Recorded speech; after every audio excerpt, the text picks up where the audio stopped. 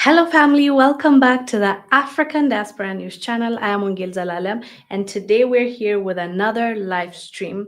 So, today we're talking about Trump and Somalis. Just recently, he called Somalis and Ilhan Omar, quote, garbage. And after that, there was pure chaos, at least on social media, and Somalis are responding to him from the senator to Congresswoman Ilhan Omar to the Prime Minister of Somalia, as well as citizens of Somalia or people that came from Somalia, but now they're residing either in America or Britain. So we got a lot of videos for you and a conversation about Somalia, Trump, and what is going to happen to those that are in America because they are being threatened quite literally to be deported. And some people are celebrating this and some are not celebrating it. And I found it interesting that some Somalis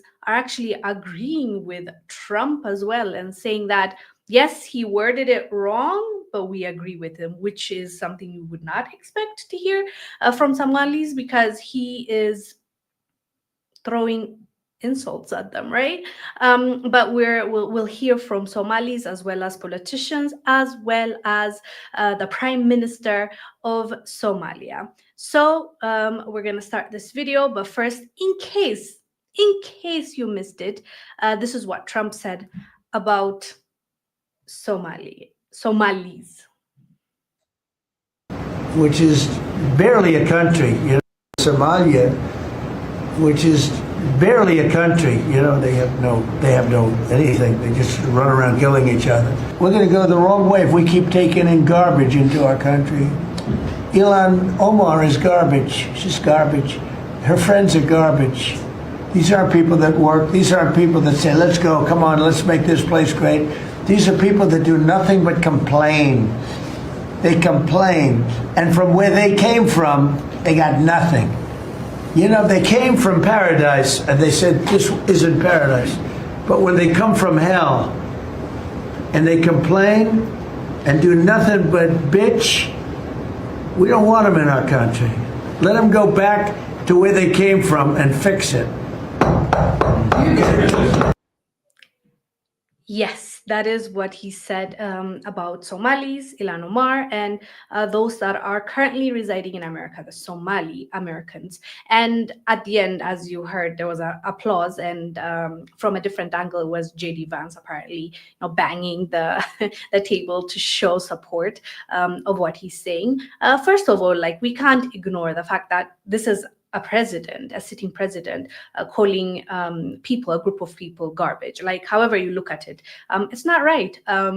But some people were bringing up the fact that it's ironic that some Somalis went out and voted for him. There was actually a movement called Somalis for Trump, if I'm not wrong, and they voted for him and asked people to vote for him. Little did they know, in 2025, he is going to turn against them.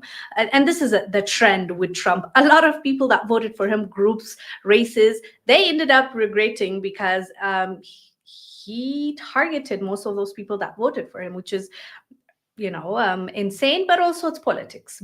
At this point, we all know that this is politics. Not a lot of them keep their words, and Trump is not an exception. So this is what Prime Minister of Somalia said about Trump. You would not believe this. Most people were arguing. Most people were, being combative or angry. Telling him he can't dehumanize Somalis like that, and it's not right and it's wrong. But this is what the Prime Minister said, actually. This is a direct quote I am reading for you. Where did it go?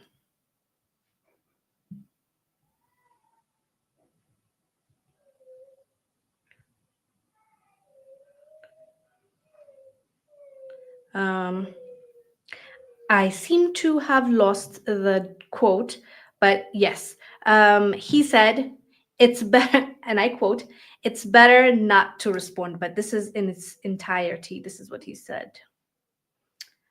Um, he said, and I quote,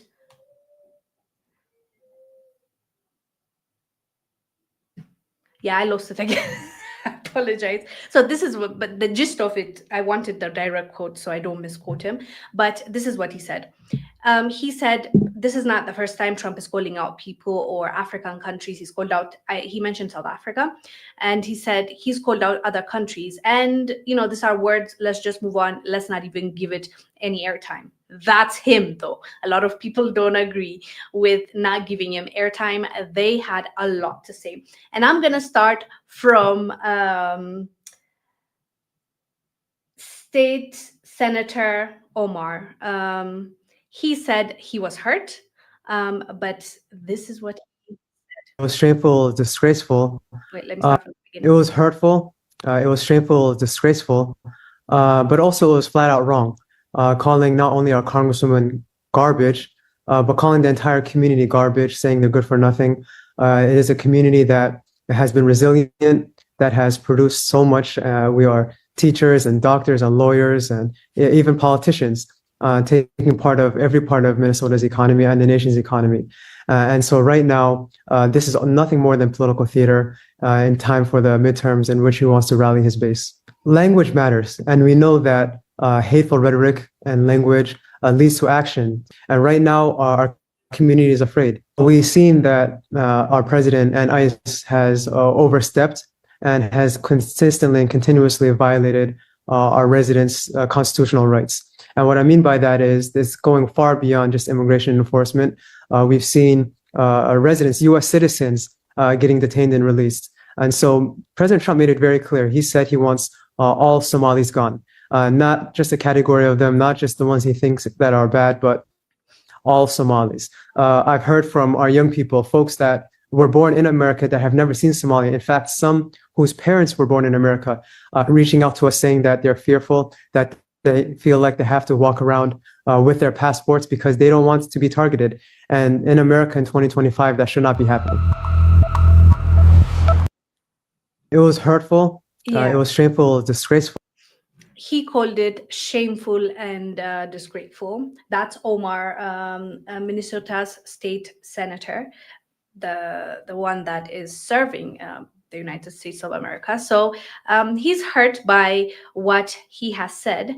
But also, Ilhan Omar responded, and I thought it was funny. She said, it's creepy how she believes Trump is obsessed with her. Let me just show you what she said. Xenophobic, very bigoted, xenophobic, Islamophobic comments when it comes to people who are of Muslim faith or people who are black. We've seen him call African nations as shitholes, and so it's not really surprising. But what is weird to me is just how creepy he's been obsessed with me. Yeah, that's the part I wanted to show you. She believes it's creepy how he's been obsessed with her. But, at the end of the day, as I said, a lot of people, and I'm looking at the comments as well, people believe that it's ironic that the same people supported him, voted for him, not Ilhan Omar, of course, but others, they came together, rallied to vote for him and support him, and he is trying to deport them. He is calling them names, and it's a lot. It is a lot, but this shows you, this really shows you, at the end of the day, when you vote, you have to think about what are you voting against, what you want to happen. Are you basically voting against yourself? Because that's what's been happening quite a lot, even with immigration. And there were videos I've watched of Mexicans rallying for him, voting for him, and then the same people, actually the ironic thing is the same person that was voting for him, encouraging others to vote for him, is being deported. And there was a news segment on that lady. And yeah, that's what's been happening. But here are I think the biggest takeaway in this case is you have to, and this is for, those that are in the diaspora living in the United States of America as well as other countries, is that this is why you need to build your own. This is why you need to build your own country. You can't, run away from your country. And of course, like the history is that, like if you look at Somalia, the US has been bombing Somalia. And the US is also expecting Somalis not to run away from their country when they're actively bombing their country. So that's, of course, that hypocrisy is there. But I'm talking in general. When you leave your country, this is what to expect. You have to know that you need to build your own. You need to focus on rebuilding your own. This is what Somali man actually posted. I think he's British. Yes, he is British, but Somali. This is what he told his community. Has to be the biggest eye opener. Donald Trump, what he said, has to be the biggest eye opener for all of the Somali expats living in the West. Put things to perspective. I'm a Somali, British-born Somali. Grew up in the UK, London to be precise, and I moved to Hargeisa about a year and a half ago. And it was the best decision I've ever made because I've been living here. I'm stress-free. I go about my day. No one says anything to me. This is my country, right? At the end of the day, this is my country. And this is the thing about us immigrants. We get caught up in building other people's countries. If I was an American, I would be straight away thinking about how to get back to Somalia, Somaliland, wherever you come from. Why? Because how you contributing to a country that sees you that badly. And by the way, Donald Trump is the only one who's actually vocal about it. There's others that think the same thing. That's why I say the least that you can do is build up your own country. And I'm not saying go into politics. You're contributing to your country just by living there. I would just advise my Somali-American brothers and sisters, especially those living in Minnesota, invest in your own land, invest in your own country. Don't waste your efforts on pleasing another man and another country. Donald Trump, what he said, the Somali expats.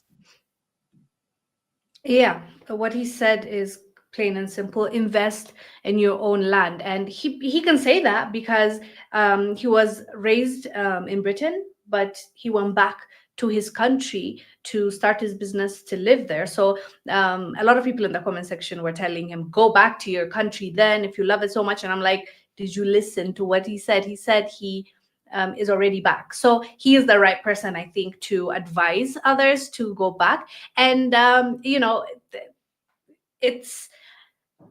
it's an interesting topic because people feel fired up from all sides, right? The white supremacists feel the way they feel about it. The Somalis feel the way they feel about it.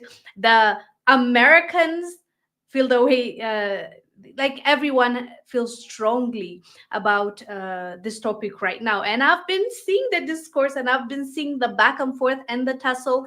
I mean, at the end of the day, everybody's entitled to their opinion, but it doesn't change the fact that those Somalis that Trump is trying to deport, like, they have their American citizenship. So how is that going to work? Is it just talk?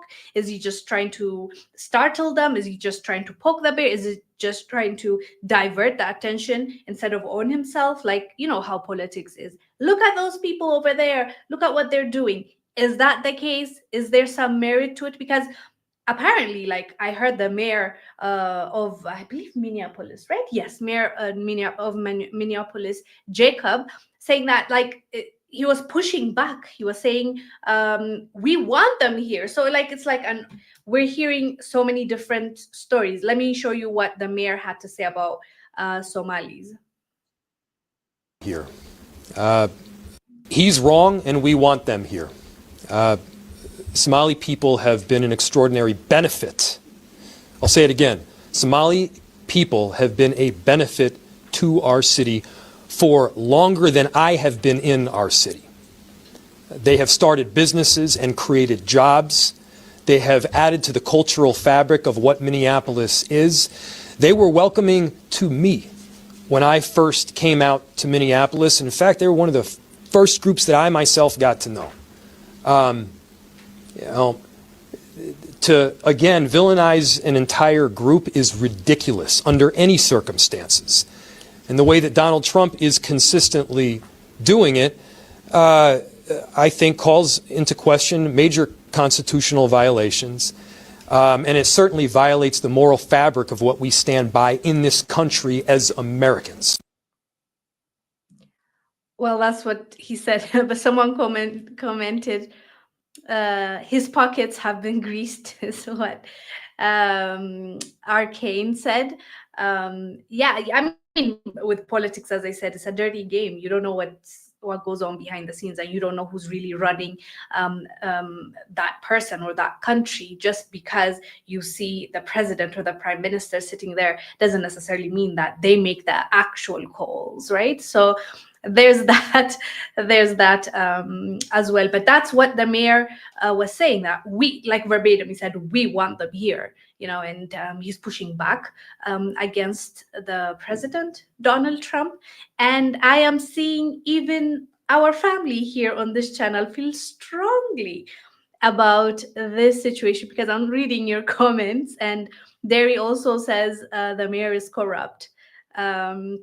Solomon said, how does he feel about reparations? Miriam said, this is sad, but the feeling against the people who came on our backs and ungrateful for it, they can go home. France said, some are mixed with Arab, but they are still predominantly and genetically Black, whether they deny it or not. Well, yeah, whether they deny it or not. I hear this conversation of like they deny it or stuff like that, but genetically, yes, they are Black. It's just because you don't want to associate with something or you don't want to claim it doesn't mean that it changed the facts. The same way we talk about Egypt, and they want to tell us Egyptians, they want to whitewash it, they want to change it, and want to tell us, like, sell us lies. It doesn't matter. Just because like someone says this is the case doesn't change the fact. Like, goodness, you guys.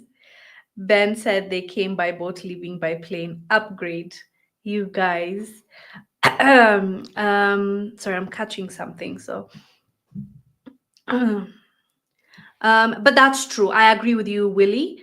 I believe your name is Willie. Willie said this country gives billions to others but refuse to pay FBA reparations. That's true. That's something that is just mind-boggling to me as well. Like, we hear about, not just in giving billions to other communities, but America constantly spends billions, if not trillions, in supporting wars and in their foreign policy, but they don't focus on home. They don't focus on helping their own or supporting their own, fixing the injustice, fixing the systemic racism that's there. And like, it's incredibly, it's from, especially from those that are watching from outside, it's like, what are you doing? What exactly are you trying to do? It does not make sense. You're trying to, in the name of aid and support and loans outside, money goes out of the country, but you don't see it being spent to help those that are in the country, that are American, and that are instead of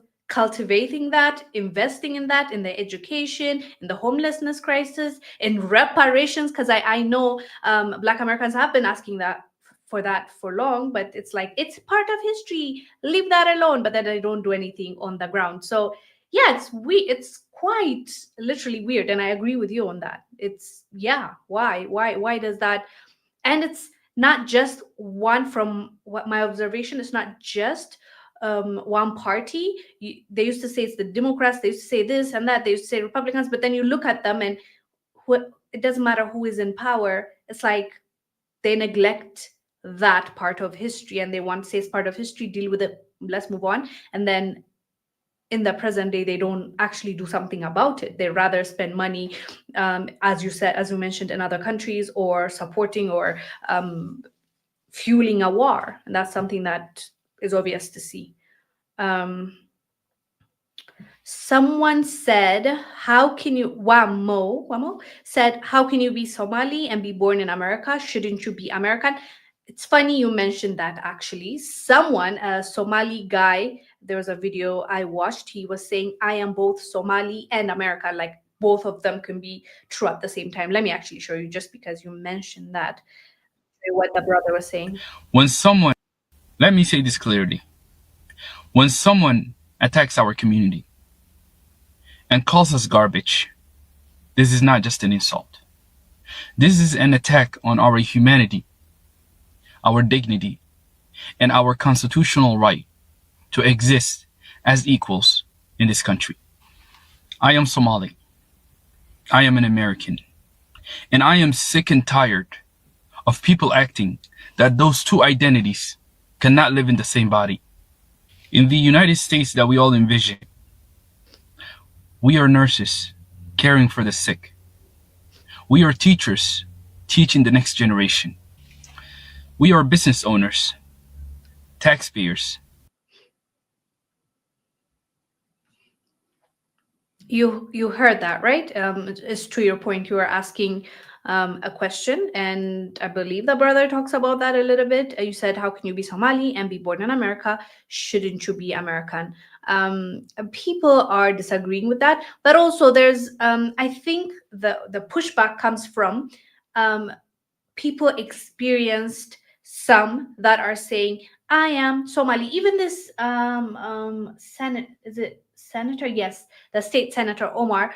There was a time when he was trying to run. He was running for this position. People leaked videos of him, telling Somalis like, "I am Somali first." I believe it's him. If I'm wrong, correct me in the comment section. So that rubs Americans the wrong way. I get that. They're like, "Are you trying to serve me because you're here telling your people I'm with you first before anything else? So are you really gonna do what's best in my interest, and are you gonna do what's best for America instead of where you come from?" So I get why that pushback comes from, because people don't feel like, especially in politics, the people, it doesn't even have to be just Somalis, it could be anybody from any part of the world, but that's not American. They believe that, are you going to serve that country of yours that you came from, or are you going to serve us now that you're American? And a lot of the times people will feel conflicted. So I get it. I get why those questions are being raised. And especially in politics, someone has to, the real leaders, not those that are there to serve other purposes, but the ones that really want to lead, they need to love the country. They need to feel like they belong there, and they need to feel like, that's my community and I want better for my community.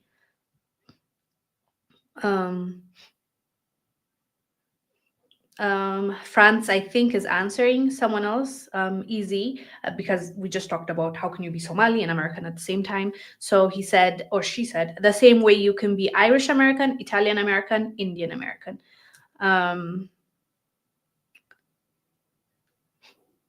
Dawn said, "Don't get comfortable in another man's house." Bars. Yes, true. That is very true. That is very true. Divine said, "Their lineage does not change just because they're in America." That's also true, but there's something called Americanized as well. Like, I've seen it, not just with Somalis, let's say Ethiopians or Nigerians or Kenyans or South Africans. Like, especially when they're like second generation, third generation, when they're raised there, and all of course their lineage might be from somewhere else, but they have grown there. They've been in that community more than any other community, and that's all they know. Honestly, even when they come back home, people are like, "You're not even authentic." Like, it doesn't feel authentic, even though they are. Yes, the lineage is there. I understand your point, but they feel so Americanized. It's like they don't even feel like they belong back home, because when they come back, they don't know the language, firstly. Secondly, they don't have the same principles and values. They have changed completely, because even though most of us know this is what's it called, bad from good, or this is negative, this is not. Some cultures, it's completely okay to do something, is completely okay, but in another culture, it's different. Like, it's not even just about Western world and in Africa. I myself, like, if I can give you like an experience I had when I went to Ghana. I've never been there, so I don't know a lot about the culture. There was a place that I went to outside of Accra, so it's not really a, let's say, like a city. And in that, I was being introduced to elders, like older people. So I went there to shake their hands, and one of them completely refused to shake my hand, and it's a really old man.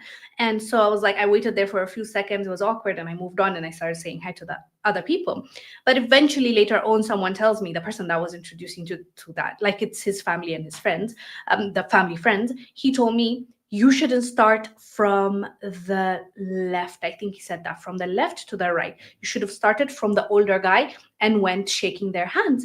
I had no clue. Like, there's no way I would have known. It's their culture. In their culture, it's bad. In my culture, it's not, as long as like you bow down. In my culture, you bow down and say hi to older people. That's all I know. But in their culture, there's something different. So the old man was offended. I didn't mean to offend him. So that's what I mean by there's cultural differences. So when people are raised somewhere else, they have their own values, they have their own culture, they bring it, and when you bring it here, it's so different. It might be disrespectful. For you, it was you showing respect, but for them, they're like, I feel so disrespected. So things like that happen, and that's part of it. And mostly this kids, the second generation, third generation that were born, they were born in the US and raised, when they come back home, they're completely different from the locals, the people that never left. Even though it doesn't change their lineage, they still identify more with American values. So that's also something to consider, in my opinion. um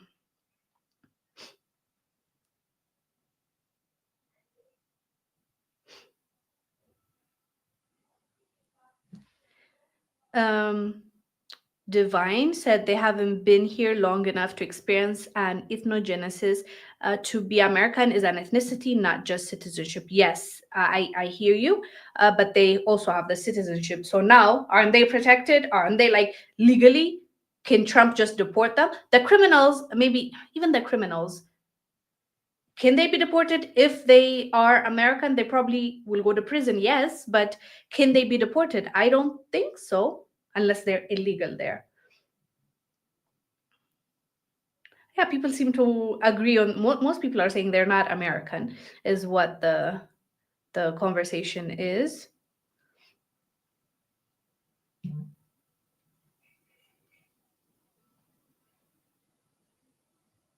Lala's saying, but they are white on paper, so they technically, by America rule, they are white. I think you're making a joke. How are they white? Oh, some of the comments I can't even read out loud, you guys. Raikan said, breaking news, Somalis are now identifying as Black after years of denying it online. For decades, they have been saying they are not Black.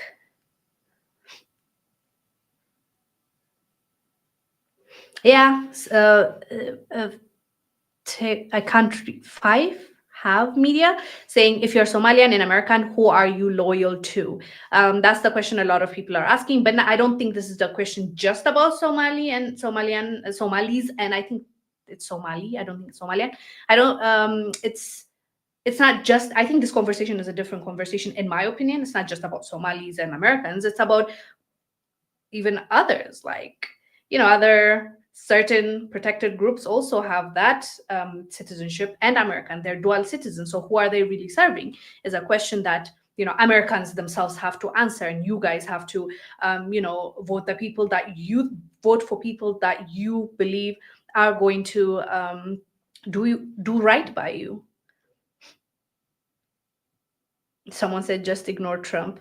It's hard to ignore Trump, but that's what the Prime Minister of Somalia said, which was something that not a lot of people did, because they were angry. Like, I mean, he called them garbage. Come on now. Like, and this is a president saying that.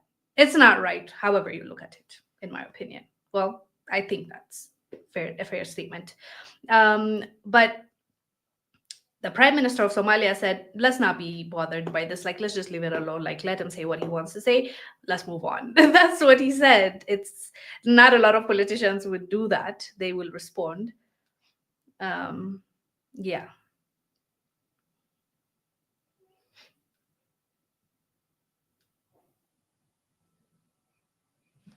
I'm not sure. Daryl asked a question. If I was in Somali and did the same thing, what would happen to me? By did the same thing, you mean be in politics, or you mean commit crime, or do you mean having dual citizenship? I'm not clear on that. But Hamza Ali said, "Blood is thicker than water." That's what they say, but sometimes, I mean, in real life, they do say that. It's a saying, I know, but a lot of friends end up being like family, and sometimes family lets you down, and there are so many people that have cut off their family members even though blood is supposed to be thicker. But I mean, life experiences, right? It's different. Everyone has a different experience. Yes, some people are talking about, Benjamin is talking about delineation.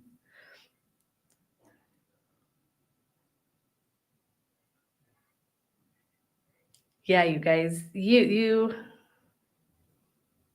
even, someone is summoning ice. You're calling ice 3 times. Ice is coming. Yeah, the chat is tripping. Yes, Buckhorse said the chat is tripping. Yeah, people are feeling this, and yeah, there's we can see how people feel. That's what I'm gonna say. Um Greg Brown said, at the end of the day, all immigrants are allowed in this country because of the Black struggle. Black is our culture, not our color. These folks come over here and undermine everything.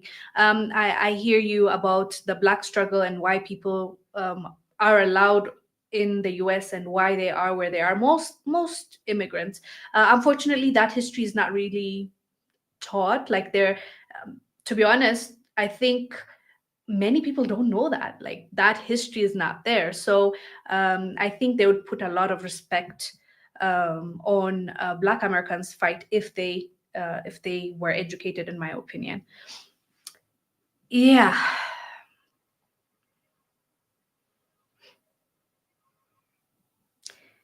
Yes, fam. Yeah, this comment section is heated. I'm telling you.